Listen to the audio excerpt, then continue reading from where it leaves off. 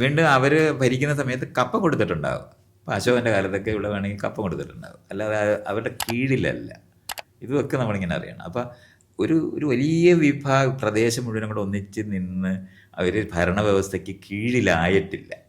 നമ്മൾ ഇന്ന് കാണുന്ന ഇപ്പോൾ ബ്രിട്ടീഷുകാർ ഉണ്ടാക്കിയ ഇന്ത്യ, ബ്രിട്ടീഷ് ഇന്ത്യ കൈമാറ്റം ചെയ്തപ്പോൾ തന്നെ അത് മുറിഞ്ഞ് അഫ്ഗാനിസ്ഥാൻ പോയി, പാകിസ്ഥാൻ പോയി, ബംഗ്ലാദേശ് എന്ന് പറഞ്ഞാൽ അതും ഈസ്റ്റ് പാകിസ്ഥാനായിരുന്നു. ഇങ്ങനെയൊക്കെ മാറിയിട്ടുള്ള ഒരു പ്രദേശമാണ് നമ്മൾ ഇന്ന് ഇന്ത്യ എന്ന് പറയുന്നത്.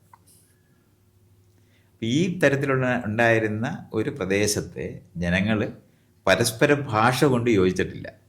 സംസാരിച്ചാൽ ഒരാൾക്ക് മനസ്സിലാകത്തില്ല. പരമാവധി തെക്കേ ഇന്ത്യയിൽ തമിഴരും മലയാളികളും തമ്മിൽ സംസാരിച്ചാൽ മനസ്സിലാകും. തമിഴരും കന്നഡക്കാരും തമ്മിൽ സംസാരിച്ചാൽ മനസ്സിലാകും.